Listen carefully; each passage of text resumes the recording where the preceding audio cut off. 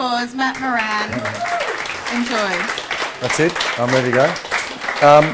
Welcome, guys.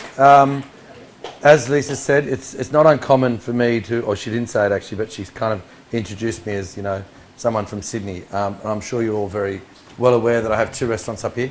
So I actually spend quite a bit of time in Brisbane. The first one we should start, and it's Seared Kingfish. This is the kingfish that comes down from South Australia.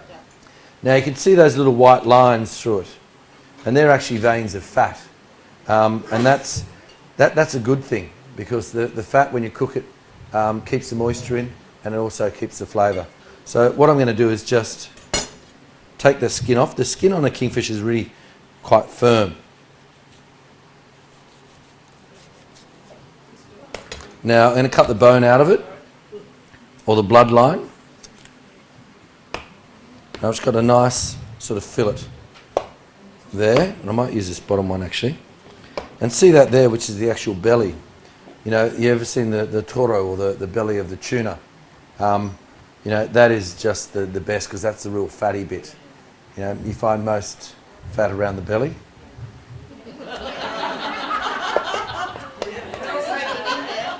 So what I'm going to do, you know, this you can eat raw, no question. It is beautiful.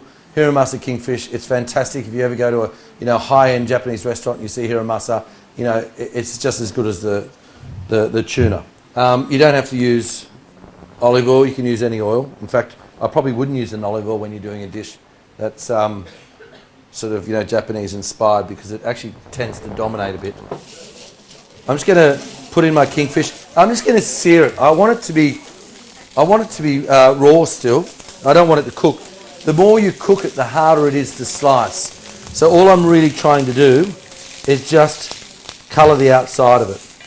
What you would do now is actually grab that kingfish, put it on a plate, and actually put it in the fridge. So I've actually got some that I prepared earlier. And what I want to do now is just cut it into nice strips. See that? See that? See?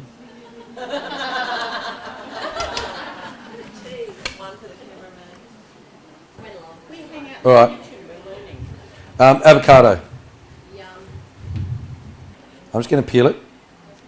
Now what we've got here, we've actually got some salt that we're going to rub over the top of it. And what we've done is got some nori, or some wakame seaweed.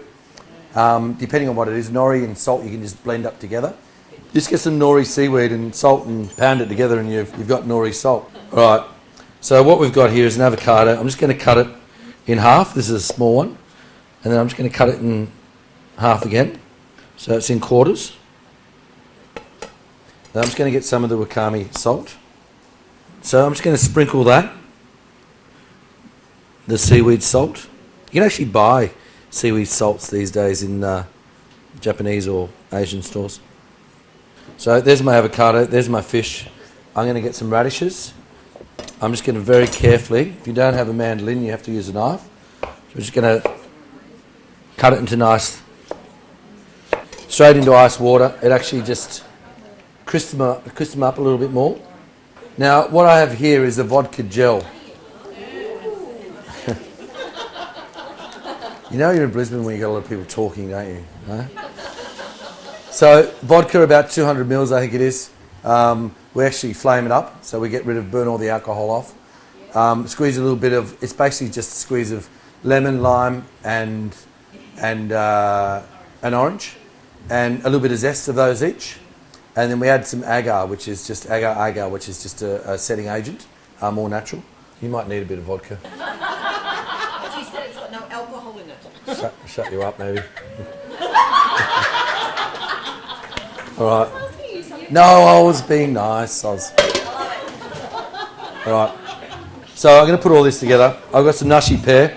Nashi pear, why I love this is because it's very textural. And I love that crunch. So you have the softness to put this together. Just going to cut the core out. All right. Now to put this together on the plate. Beautiful stone plate.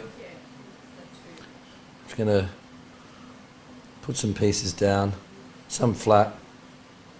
Right, some avocado.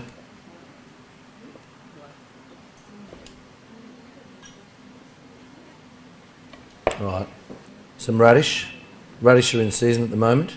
Some lemon juice. Sorry, some lime juice, which I actually should have squeezed on the nashi pear before. Some parsley. You can use any sort of nice herb, parsley or even a coriander. Right. I don't need salt because I've already put salt on it before, remember? So I'm just going to put some little blobs of gel on it. Yes. If you heat that back up again, you'll lose it.